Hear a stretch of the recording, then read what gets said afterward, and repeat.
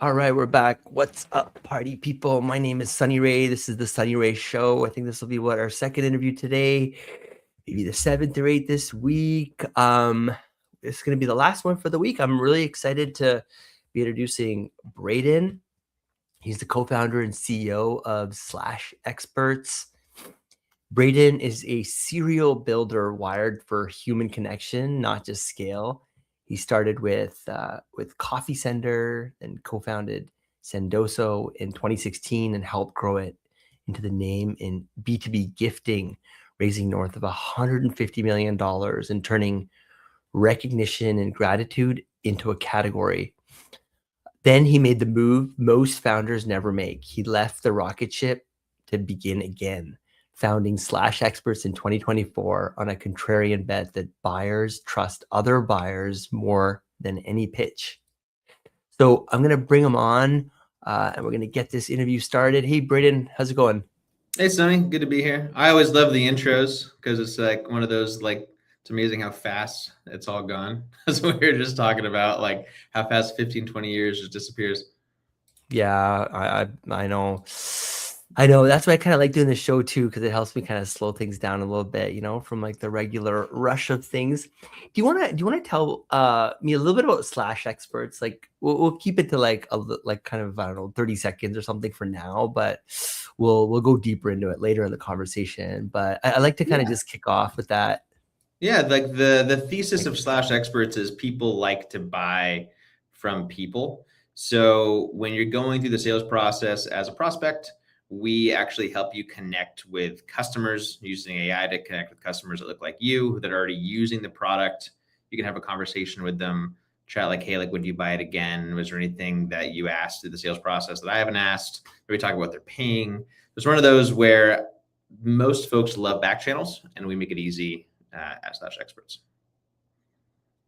Interesting. Cool. So I kind of like to take it back even more so than like business and tech, which is all stuff that I'm happy to geek out on.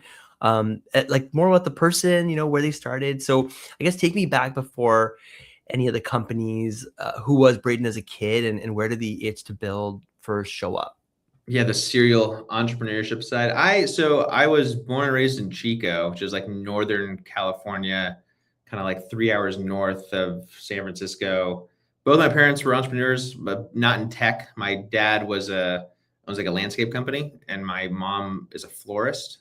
And so it was very different than tech for sure. But they both grew up kind of building their own businesses just in a different way. So I kind of had like the itch like immediately. Like went to school in Chico. After I graduated, I moved to San Francisco, and it was one of those where like I jumped around a lot of startups. I tried insurance, I tried different companies, and I would always get in trouble for not following the rules. Like I was the sales rep who didn't put the right notes in the Salesforce, or didn't have the I didn't understand deal desks. I was like one of those where I was like, why are we slowing things down? And I knew at some point I had to build my own thing, and I saw enough founders do it, and I was like, I could do that too. And so we went and started Coffee Center as kind of the first iteration of that for beer money, and then Sendoso and on from there. But yeah, I think I was destined to do something to at least try my own thing, just because I kept getting in trouble when I was an employee. What did sending people coffee teach you about what actually makes a human say yes? It was like when we tried it, it was like 2014, 2015 when we first started doing Coffee Sender. And that was like, there wasn't all the cadence tools weren't out yet.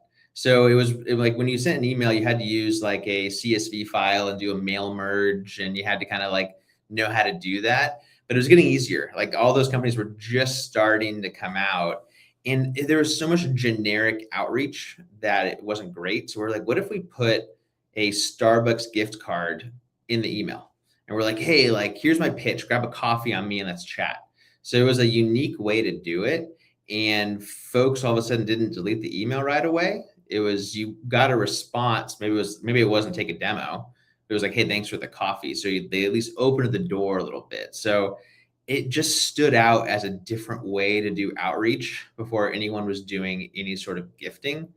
And it was unique in the, back at that time, 15, 20 cold emails they got every single day.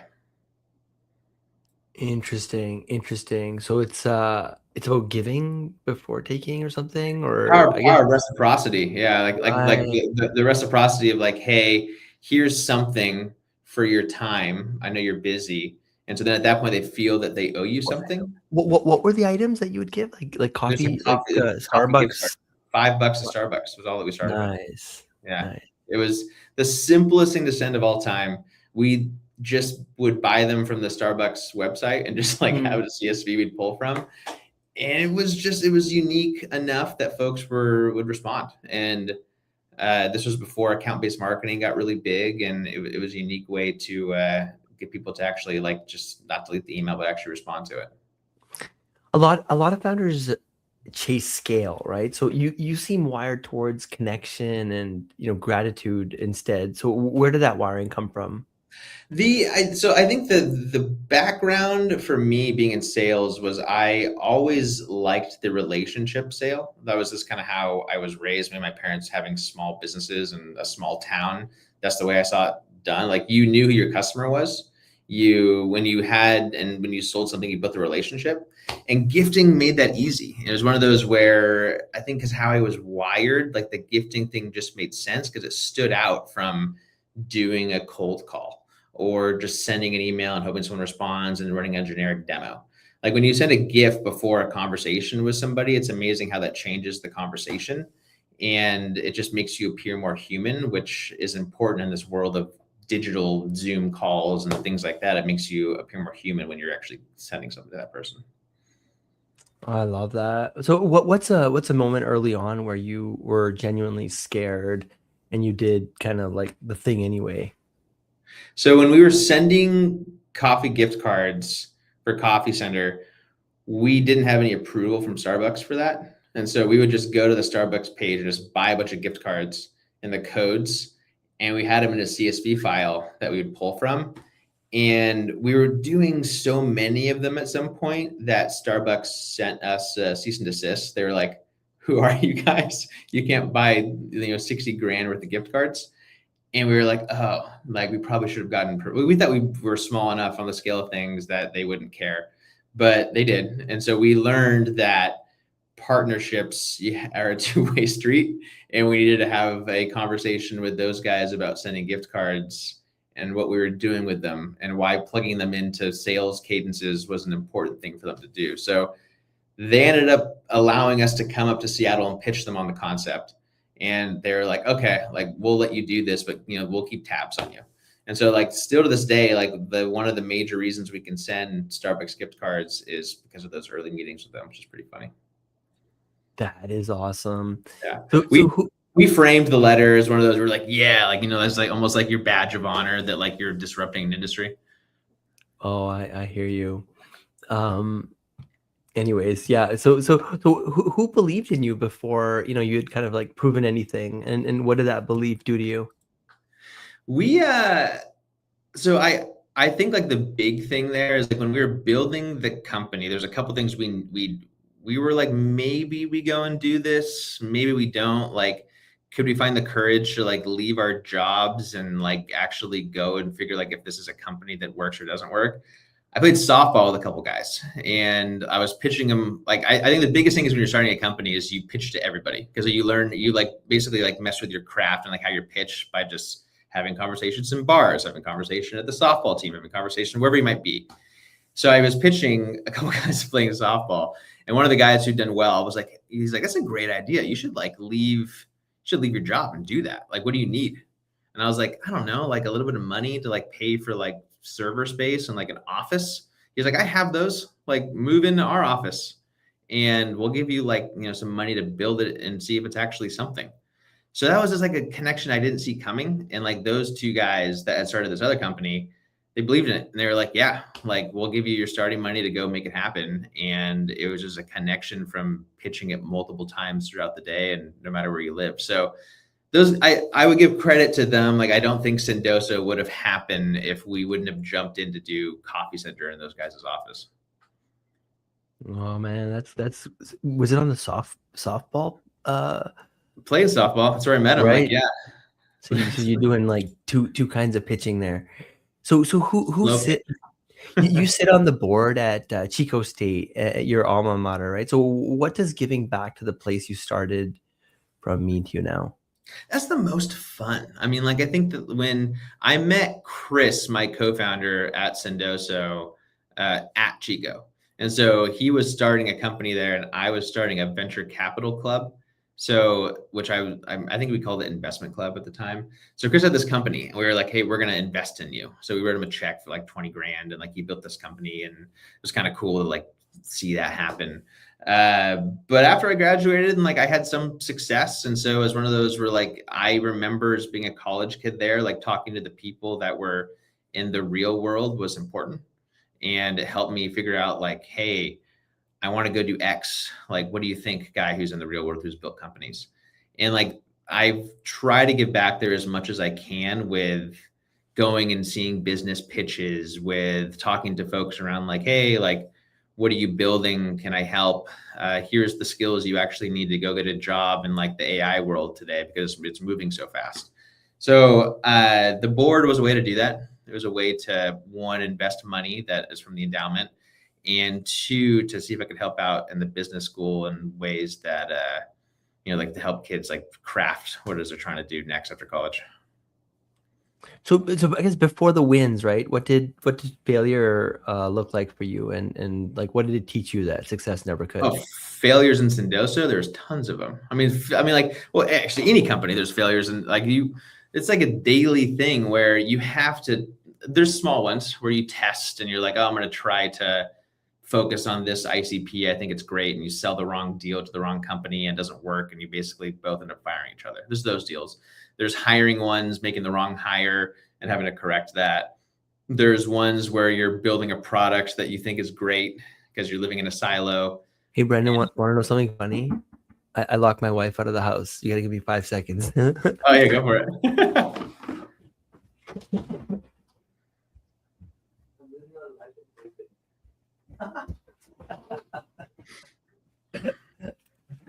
It's good thing. Locking the wife out of the house, failure. That one too. And the funny thing was, it wasn't even locked. Yeah. Wah, wah, wah. Yeah. Anyways, before, so I was gonna say, Sendoso became a $200 million rocket ship. Can you take me to the moment you knew kind of gifting was going to be enormous? We had product market fit really early at Sendoso where we knew people needed it.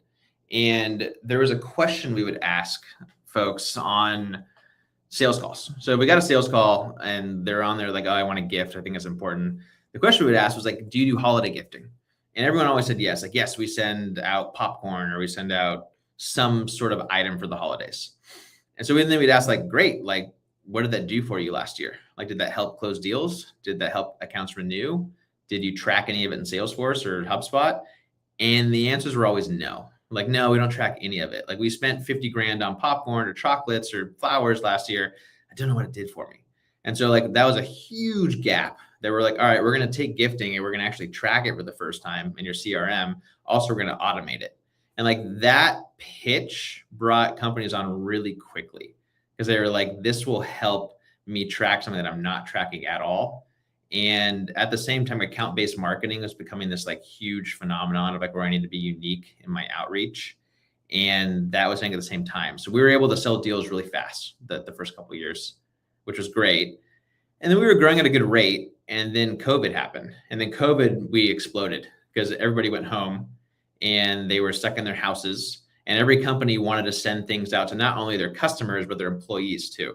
So it was like, I want to send swag. I want to send wine. I want to encourage my folks that are at home that their company loves them. So we just went crazy at that stage. Like COVID was one of those things that really compounded our growth. And then we absorbed all of the spend for conferences. So if you like any conference that a company would go to and spend 10 grand on like trying to get their name out there, that all went towards ad dollars and gifting. And so we had a ton of new budget from customers too that just helped us grow really fast. Interesting. That's crazy. So scaling that fast breaks most people, right? At least once. So when did it kind of like nearly break you? Yeah, I mean, like my job changed really quickly. So it went from, hey, like you now have a handful of salespeople to now you have like a big sales team. And like I would say I was running the sales side and the partnership side.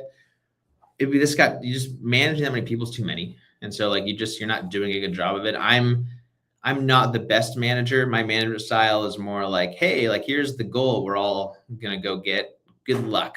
I'll talk to you in a couple of weeks. If you need me, let me know. Which is not a good management style at all. It's one of those where it doesn't work because folks have questions. They want to talk about career growth. They want to talk about what the goals are of the company, and they want all hands things. And we grew so fast, we didn't set a lot of that up. So like having like all hands, having like what your mission is, your values, things like that, or like having a management program, we needed to build all of that in a very short period of time. And we probably had a year we didn't have that stuff. And so like that broke a lot of us of like, hey, we need to figure out the structure first. So I learned a lot. And this new company, Stash Experts, I've set that up right away. Everyone knows our goals, our mission, our North Star, which I don't think we had when we were building Sendoso, at least the first couple of years.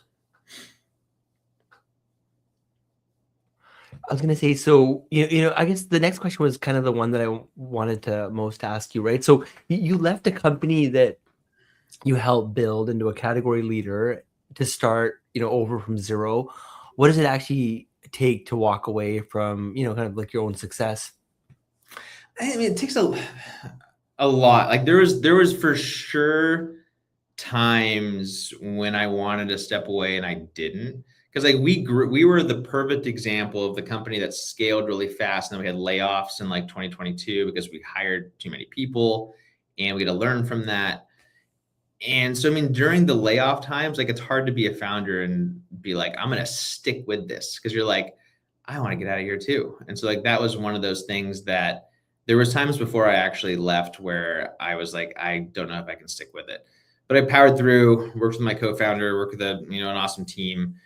But the time that really got me was like, okay, it's time. Was we acquired a couple companies.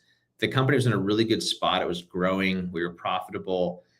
And at that point, I was like, I think that I can't offer more to this company than I have in the past 10 years. Like I could stick around and build cool, unique things, but you're kind of still part of the bigger company. And I knew I needed to go build something new. And I thought about doing it internally, but it was one of those like, no, I want to go see if I can do it one more time. And I still know, I mean, like the whole executive team at Sendoso, I talked to a ton. My co-founder there is still the CEO. It's one of those where I can still, help if they need me. But I knew that my own strategy, and I knew I had another company in me to go and build. And so it was time for me to go shoot and try for it. And if I totally fall on my face, then maybe I boomerang back. it was one of those where I was like, hey, I need to go and see if I can do it one more time. So everyone romanticizes the, kind of the fresh start, right? So what's the part of starting again that nobody kind of like warns you about? I mean, you lose a whole team. It's you're solo again. Like at least which is one of those things where there's no finance team to ask you questions or help with projections. There's no marketing team to help. There's none of that. It just becomes like hey, like go make it happen again.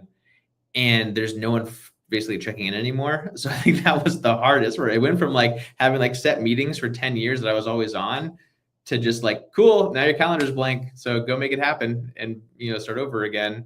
That was the biggest one. And then like, there's not a lot of help. And so like help in terms of like finance team help and, deal desk help. And so that stuff all goes away too. So you're starting from the beginning of wearing, 20 hats. You and say it moves that faster now. That's the biggest thing. It moves way faster. Like 10 years ago, the AI, boom wasn't happening. And the one today is like now like a week is a month. And like you used to do a push like maybe once or twice a year. Now you're doing pushes weekly. And like that's the craziest part. And so like not having a team, like your marketing, your language, all that is changing so fast, which has been totally new this time. Yeah, I was telling some of my buddies in the gym, I think this morning or yesterday morning, the exact same thing, but even more so. I was saying I feel like I do more in a day than I used to do in a month. Yeah. Like Like like this tech is so it's so delightful. I can't get enough of it. it's awesome in terms of how fast you can build and how fast you can figure out like, hey, like will this work, will it not work? Yeah. there, which is great. And like that you can't beat. There's a lot of chaos around it too, where sometimes you are building too fast and you build things that don't work. And so like it's been good to figure out what the balance is between it. Well, Claude is down right now. Is it this And weird I that feel like, oh no, it's back up. Oh my goodness, thank the Lord. Dude, it's I feel like when Claude is down, it's like this intelligence blackout, like globally. Like you could probably literally map it out like on a, you know what I just mean, an Earth and just be like, oh my God, like no, people nobody's are working walking anymore. around and finally going Because there outside? will be this like complete halt, right? Like because Yeah. you're so productive with it that when you don't have it, you're like, I'm not gonna obviously write an email. Yeah, uh, there's yeah, right. I know what you mean. There's so yeah, I mean like the speed of or production right now. 1,000 emails for that matter. Like at the pace that I work at now, it's insane. I can literally be like, create 1,000 replies or something. Like Yeah. at the, like it is insane. So you say that buyers trust other buyers more than any pitch, right? So when did you first hear that truth in your gut, and not just like in your spreadsheets? Yeah, we the idea came from, so the big thing right now is customer dinner. Like every company out there has like a ton of dinners like that. That's become like the big thing of like how to get good pipelines. You have dinners or happy hours, things like that. And what you do to those is you invite a couple customers and you invite a couple prospects, and you of course you have your sales team there. And I saw this a couple years ago where like you always put your customer you're trying to, that likes you next to your prospect that you're trying to close. And the goal is you want them to have a conversation as to like, oh, like, how long have you been a customer? Do you like it? And so literally it's like they're just trying to encourage a reference in live time. And that is fine, but it's not scalable. Dinners are expensive. So why not use that customer much, much more and be able to have them have their calendar sucked into a tool where like that same prospect can talk to them via Zoom and you can track it, monitor it, and know that it's happening. So that's like where the idea came from. And I saw that like there's a bunch of like research that 70% of the deals done before you even like go and request a demo. Like you've talked to a buddy, maybe you've read some reviews, which reviews are static. No one really trusts them. Maybe you've looked and saw the company at a conference, maybe heard about them from someone you just hired. So all that's happening before you ever go and request a demo. And even after you take the demo, that person has to sell it internally. And so like having someone who can help you along the way with like the right one-liners, the right it has always been sales, but sometimes sales is not as trustworthy as an actual user. Yeah, so true. That's such a I love how you just see these like simple but like kind of obvious things, and you build like software and like companies around it. It's so cool. And So just scale it. Yeah, that was the it's goal. so good. It's so good. Well, what did Sendoso teach you that you flat out refuse to repeat at Slash Experts? I think that like one of the big things is like we grew really fast at Sendoso with like butts and seats for a while. It was like we raised some money and then it was like, hey, we just need people to help answer the phones and do demos for us.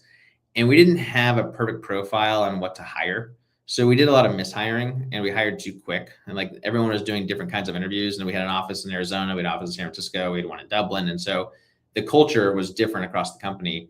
And the folks that we were hiring didn't match what we originally hired for when we started the company. So I think that like one of the big things that I do now is like if we have a problem that we should hire for, we'll see if AI can solve it. First, can AI help this problem? The next one, if they can't, then we'll look at a contractor. And if a contractor can do it, awesome. If they can't, then we'll hire. So the big thing is like rather than just jumping to hiring right away, it's like, all right, how can we solve this issue or challenge that we have? And can we do it outside the company? If we can't, cool, then we'll actually hire somebody. So hiring is way slower than what it was at Sendoso. It's not so much like butts and seats sort of stuff, which I learned the hard way at Sendoso. So if I take like the universe of all those challenges that you face, what percentage of those would you say are ones that you may have hired for before but are now AI complete?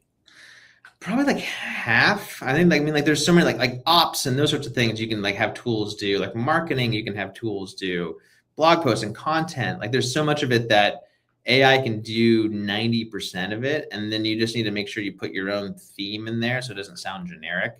Right. And like, so if you do it the right way, you can still come off as authentic and not have to go and hire for them. And what are the roles where you're finding humans are, irreplaceable, or at least at Not this really point in sales. time? Sales. Sales, right, Yeah, right. I think sales. Do you I think don't that, yeah, what do you think is gonna happen I in don't the sales truly arena? believe in like the going and talking to a like I think the avatar type selling is really cool. I think it works really well for like your first step in a process, but I don't think it works to actually close large enterprise deals. I Right, think right. I think you want and like someday it might. I just think there needs to be a human in the loop through the customer journey sales process and somewhere along the line. Like I Yeah. think there's amazing tools folks are building that are helping get information out there. I just think the big thing is there has to be a human somewhere to have a conversation because it makes everybody feel a little warmer. Even if you're doing like a PLG play and someone goes and signs up, if you want to upgrade them, there has to be an account manager or salesperson involved there at some point. And I don't think that's ever changing. I mean, I think that like the big AI players that are out there are still hiring sales teams. Got it. Yeah. So courage is, one of my favorite words, right? So where in the second chapter have you had to be kind of like the bravest?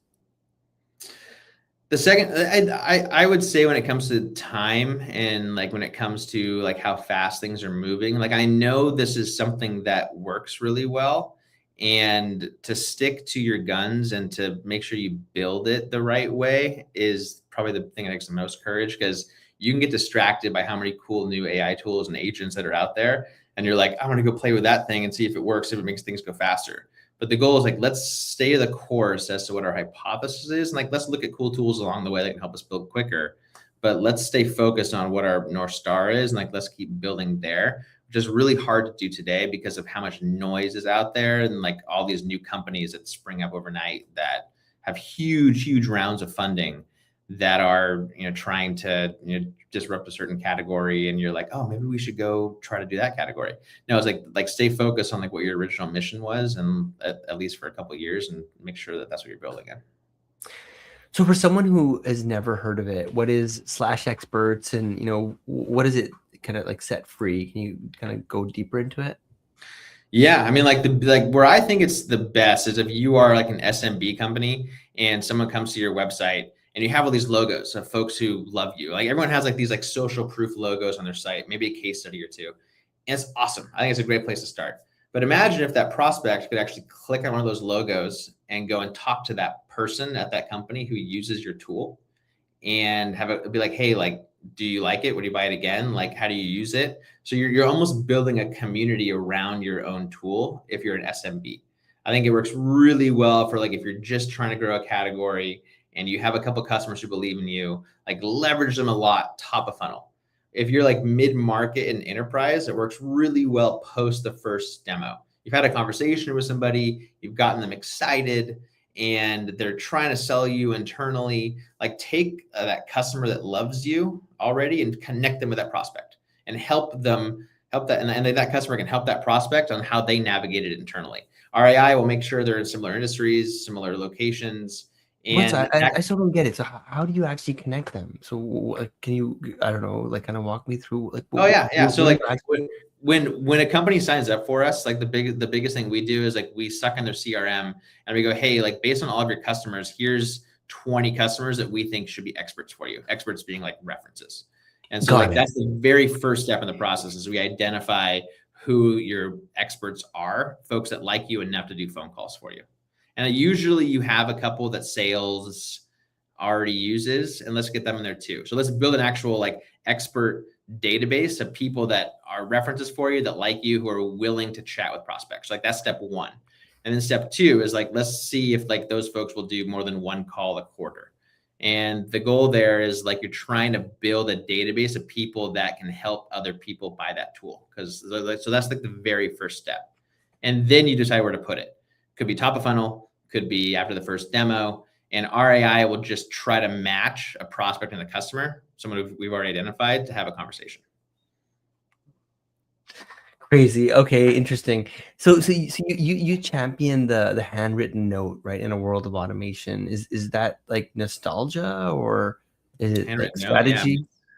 There's like the best play of all time is if you lose a deal and you send a handwritten note like a week later saying, "Hey, like, sorry you didn't go with me, but, like, let's chat in a year." Like that little play of a handwritten note, like how many times have you gotten that? Never, maybe once if you're lucky.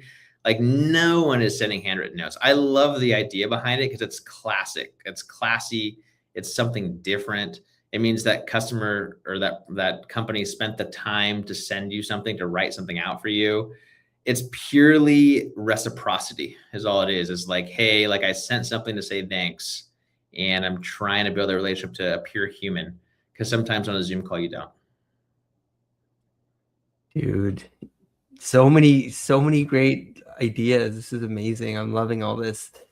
So, AI is kind of like flooding go-to market with noise, right? So in that world, like what gets more valuable and not less?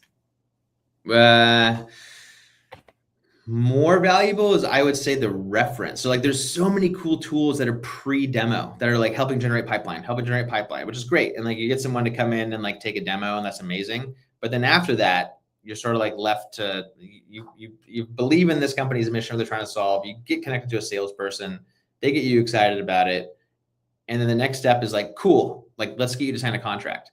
But like there's so many more steps there. Like that prospect has to try to sell your solution internally. And so like you use a lot of social proof there. You're not sure what to send. So I would think the reference, like the actual user who's using it already, is like the most important thing ever, which is where slash experts live. It's purely just somebody who's already a user who loves a certain system and they're willing to shout from the rooftops that help solve problems. And like I think that is only going to get more important, because how much do you trust G2 reviews? How much do you trust logos on a website? Like not much these days. Like you want to actually have a conversation, which is why I think conferences are getting bigger too. In-person events. If pure trust is essentially like the new channel, what does B2B selling actually look like 5 years from now? I think there's going to be a lot of folks that go to a B2B site, and before they even take a demo or talk to an avatar, they've already asked their friends about it. I think communities will only get bigger, like the pavilions of the world, the sales groups of the world, where you're talking about a problem you have and someone's like, oh, I found something that helps with that. And so I think that'll only grow. I think the back channeling, the kind of like, hey, like these are like you're asking your peers at different companies and like they bring something up. And so then once you kind of hear about how someone else is doing it, then you might go and buy that solution. Maybe you skip sales altogether and it purely becomes just like a PLG play of like testing it, using it, seeing how it works.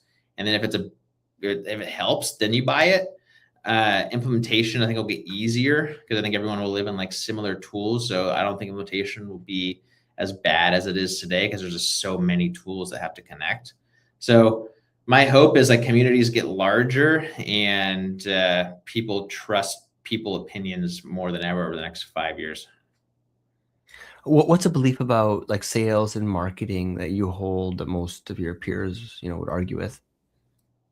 That I hold, I think that like I don't think sales is going anywhere. I think sales is around for the next 5+ years. I think marketing is too. I've never been a true believer in like if you build it, people will come sort of thing. There are exceptions. I think if you're an Anthropic and like everyone's talking about you, then like sure, absolutely. But if you're building a cool new tool that is changing the way folks are doing something, you're gonna have to market. And I don't think taking billboards out and like thinking that that's going to bring you a massive amount of users. Like maybe it brings you early adopters, but marketing will always be important. Conferences will always be important. As long as there's human employees in the job, people will want to connect with people, and marketing and sales will always have a presence there. I do think though that we just need less folks in those roles. Like I don't think you need like marketing teams of 100 people. I think maybe it's teams of like 5 to 10. I don't think you need sales teams like floors and floors of salespeople. I think you just need maybe a couple that can handle inbound and run demos. What would you say to the version of you standing at the door of Sendoso, about to walk out and start over? I would say like like make sure that you stay close to Sendoso and like make sure you manage your time properly as you start this new company. There's a lot of things that you're forgetting about that are taken care of for you now that you've forgotten like 10 years ago. Like you have to make sure you're kind of like the team of one for legal and finance and marketing and sales. And you need to remember that. Like you've gotten comfortable at Sendoso over the past, 10 years building something. So know you're signing up for a lot of jobs. I think that would have helped like kind of hit the ground running. The last question, when the people, who use your product tell your story for you, what do you hope they say? That having an expert attached to this deal helped it move faster. Like a customer is your greatest salesperson. Cool. Yeah. Thank you so much, Braden. I really appreciate it, man. Yeah, Wow. Sonny, it was good to Very, hear. very, very insightful. I loved it. Hang back a minute. Hey, before we bring this one to an end, where do people learn more about your new company? Where do they learn more about like you? Are you posting things on LinkedIn, or do you blog, or where do you show up? Yeah. I mean, like I'm the only Braden Young on LinkedIn, so please connect with me. Check out /experts.com, please, and ping me. It's conversations with folks that are thinking about founding companies or already have. I like is where I have the most fun. So please reach out to me. Awesome. Well, thank you so much, Braden. I'm going to bring this one to an end, and thank you all that are listening live, and to everyone in the future. Until next time, cheers.